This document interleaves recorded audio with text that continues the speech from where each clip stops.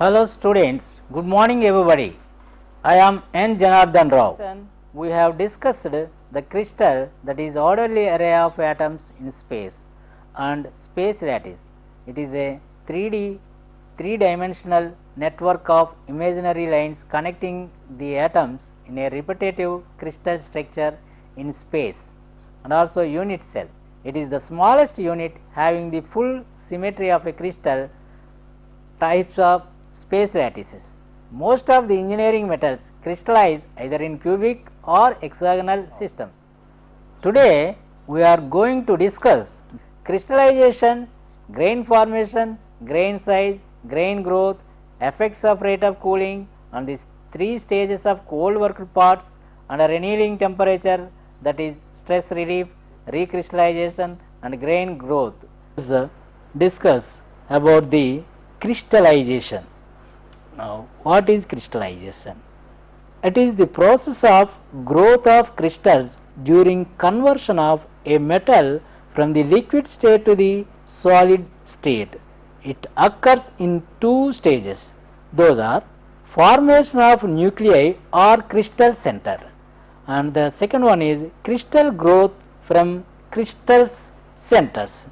Now, you see grain formation, how the grains are formed in the metallic structure. The crystals made up of several atoms. The individual crystals are called grains.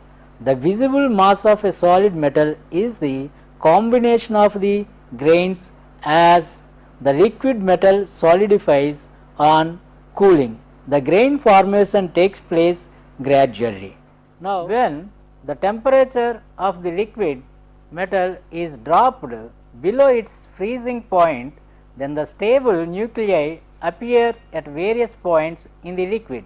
These nuclei act as center for further solidification.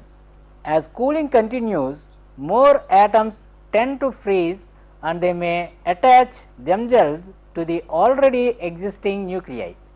Each nucleus grows by the attraction of atoms from the liquid into its space lattice. Crystal growth continues in three dimensions, usually along the axis of the crystal. Then these nuclei or crystals grow in an orderly manner into different structures like dendritic, lamellar needle type, or circular, depending on the rate of cooling and presence of impurities in the metal. But in the majority of cases, branched tree like structure of crystal is formed. It is called dendritic structure as shown in the figure.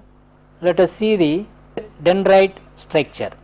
Here the figure showing early stages in the growth. When pure metal solidifies, each crystal begins to grow independently, that is from nucleus or center of crystallization. Nucleus is simple unit in crystal lattice. Crystal develops with the addition of atoms according to the lattice pattern, and rapidly visible dendrite or a tree, you can see now tree. Why it is called dendrite? Dendron is a name of the Greek. It is a word of the Greek. The meaning of the dendron is it is tree. The grain structure is developed like a tree stems, and another stems are formed. These crystals are absorbing the smaller crystals and forming bigger crystals. Like that, it is developing as a tree. The heat dissipation will be taken in all the directions in the towards the smaller crystals. Now you can see a real metallic picture of the iron carbon material. You can see this is the backbone of the dendrite growth. First it will form this backbone, then these slowly absorbed by cooling. When cooling continuously taken place, slowly these stems are absorbing the smaller crystals, and the entire liquid metal solidifies, and you will have a growth. This type of growth is called dendritic growth. Now you can see grain size, how the grain size is developed. Let us know. Size of grains is regular as long as they grow freely in liquid state of metals. The size of grains is determined by the relation between the rate of growth and the rate of nucleation. That means if you rate of growth, if you want to increase rate of growth, you have to increase the rate of nucleation. That is depends upon the temperature variation in the metallic, in the liquid metal. Now let us know about the coarse grained material. What is coarse grained material? This coarse grained material developed due to the slow cooling. Now let us see. Slow cooling results in less number of nuclei formed. Then a coarse grain structure will be produced. Here see, there are number of nuclei are lesser here. So that's why the crystal size is bigger, therefore number of crystals are reduced. That's why this structure we can say coarse grained metallic structure. Now let us see fine grained material. In fine grained material, the number of nuclei is high. When cooling takes place, more number of crystals are formed. Let us see what is fine grained metal. If the number of nuclei formed is high, a fine grained material will be produced. Rapid cooling will result in a large number of nuclei formed and fine grained size will be produced. This material exhibit better toughness or resistance to shock. It is also increases yield strength, tensile strength, etc. There are mechanical properties are increased. This fine grained material will provide more advantageous mechanical properties, whereas coarse grained material is not that much advantageous to use in different applications. Now let us see what are the other factors that increase the rate of nucleation. So the other factors are presence of insoluble impurities like aluminum and titanium. See, in pure metal only one metal is occupied, but if the metal is mixed with the another metal, then we can say it is called as an alloy. So the presence of insoluble impurities, some metals which are insoluble and which give some other factor, that is it will changes the increase of the rate of nucleation. Now you say you can consider another factor, that is stirring the molten metal during the solidification, which tends to break the crystals before they have changed to grow large. See, as we discussed, coarse grain material is disadvantageous. If the grain size is increased, we are losing some of the advantages in mechanical properties. So to avoid that, we are making stirring effect in molten metal. By providing this stirring, we can reduce the size of the crystal. So you can promote the fine grain material, which is more advantageous than the coarse grain material. Now let us see effect of rate of cooling on grain size. Now what is the effect on cooling? A slow fall in temperature promotes the formation of a lesser number of nuclei and hence larger size of grains.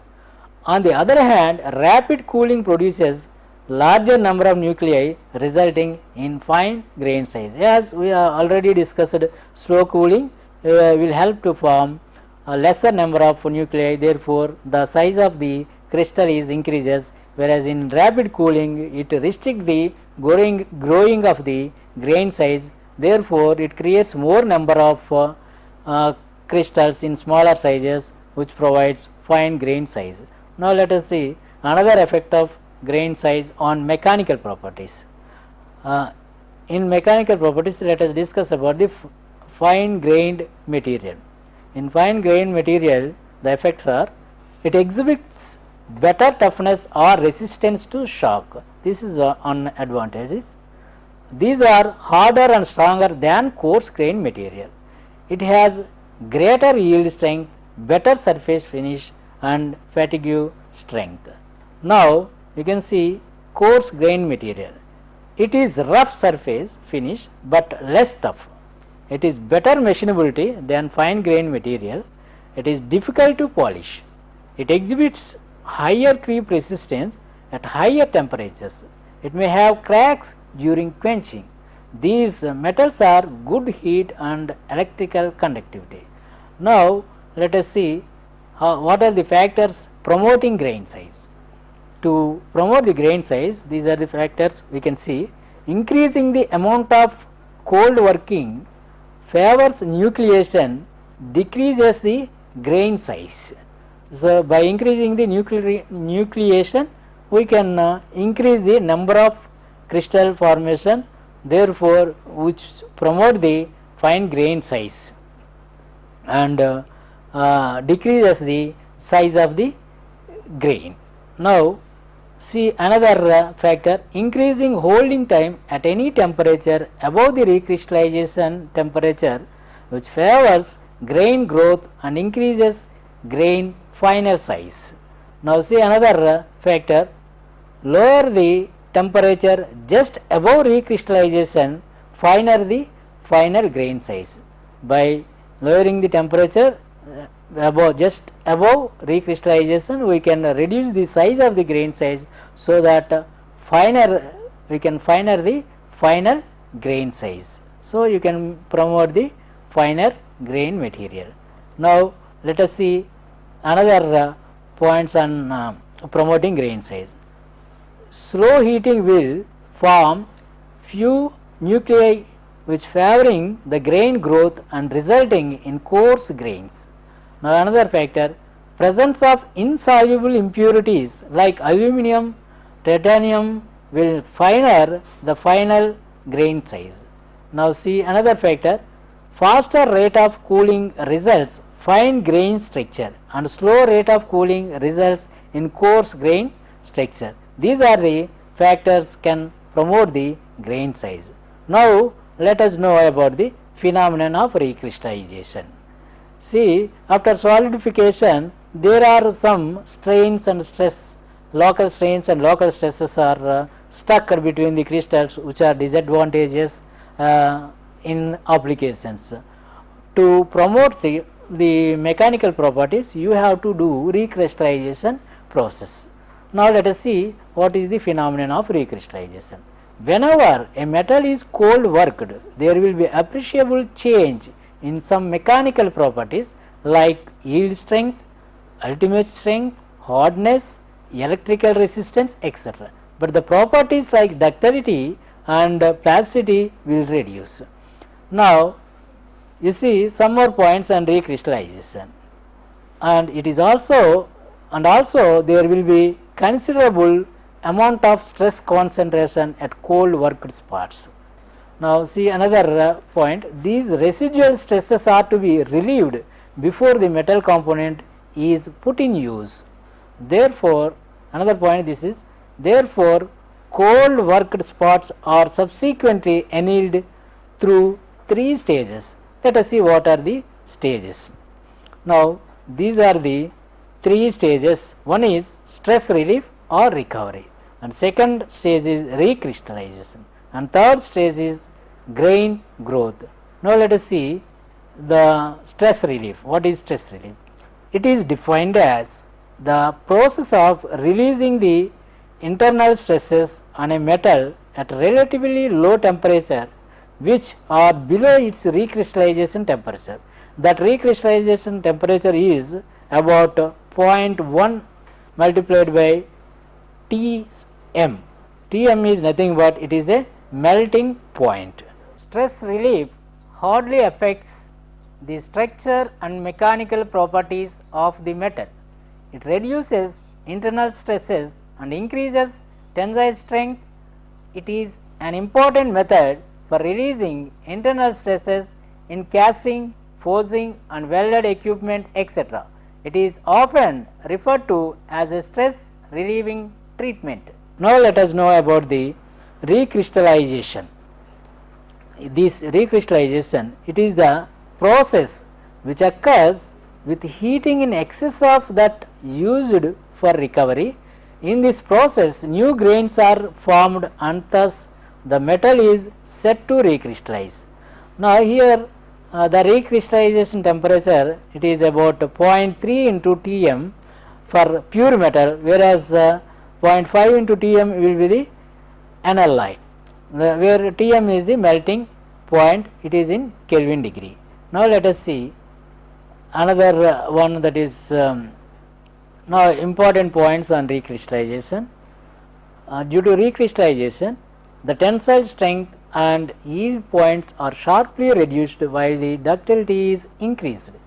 And the next point is it improves the corrosion resistance.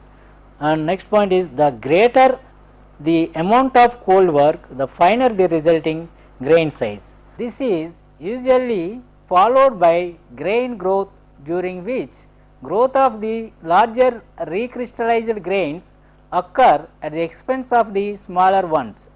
Soluble impurities raise the recrystallization temperature. For example, pure aluminum crystallizes below room temperature, whereas commercial aluminum requires heating about 150 to 200 degrees centigrade. The recrystallization temperature largely depends on the degree of previous cold deformation and temperature at which the deformation is carried. Severe cold work will result in lower recrystallization temperature. As the temperature of the cold worked metal is raised, the rate of recrystallization increases. Recrystallization reduces tensile strength and yield strength and increases ductility, corrosion resistance. When the greater the amount of cold working, the finer the resulting grain size. Let us see some of the recrystallization temperatures of solids.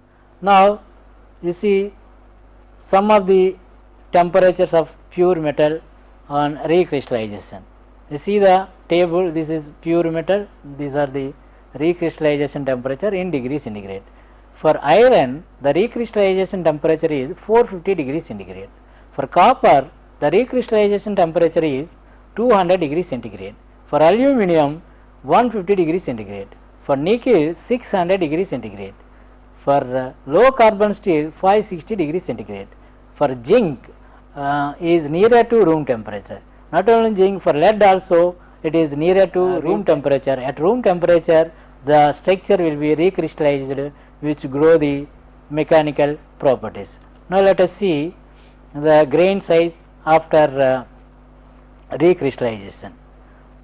It depends upon the degree of prior deformation and it is holding time above recrystallization temperature.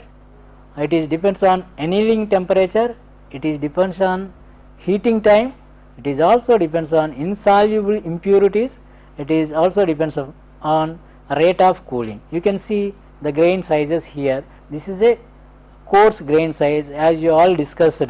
The coarse grain size is bigger, the crystal size is bigger than the fine grain material crystals. Here you see fine grain crystals, the crystal size is smaller than the coarse grain crystal size. Now, let us see grain growth.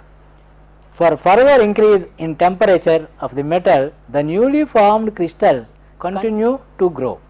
Large grain size metals are highly ductile but of low strength and hardness. Therefore, coarse grains are not desirable in the final structure. Now, let us see cannibalizing of small crystals by larger ones. How this cannibalizing?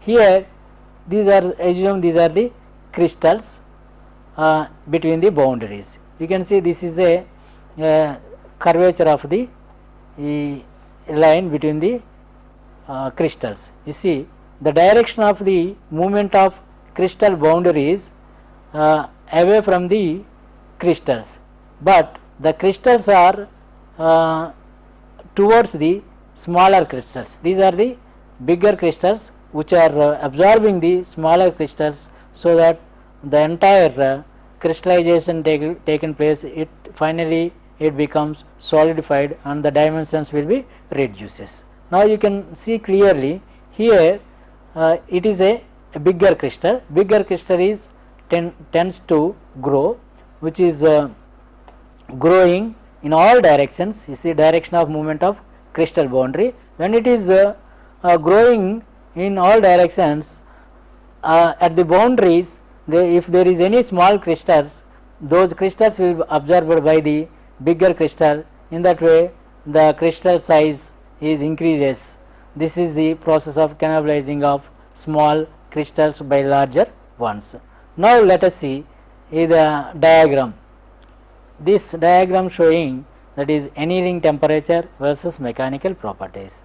In this diagram there are three parts, that is already we discussed the stages of the phenomenon of recrystallization. First stage you can see this is recovery and this is recrystallization, this is grain growth. In recovery the crystal sizes are slightly bigger, whereas in recrystallization the crystal sizes are smaller.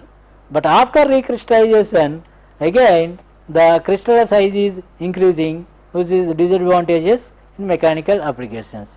You see in recovery the strength and hardness is high, whereas these strength and hardness slowly decreasing in recrystallization and also in grain growth, whereas internal stresses, the internal stresses are high in the recovery, slowly this is decreasing in the recrystallization and grain growth.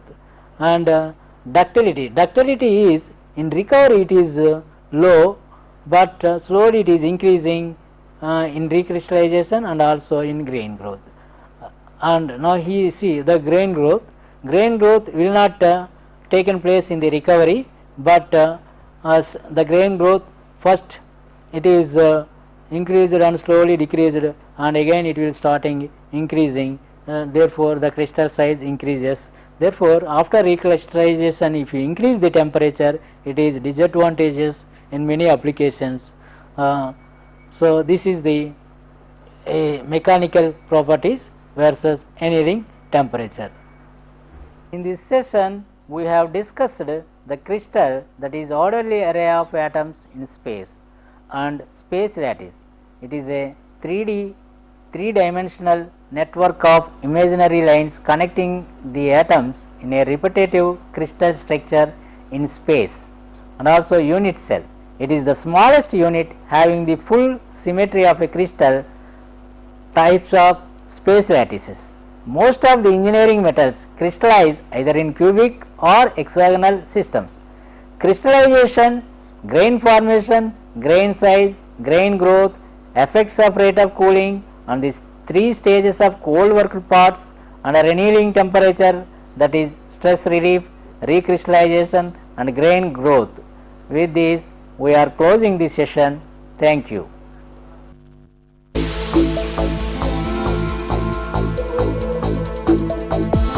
Hello, good morning students.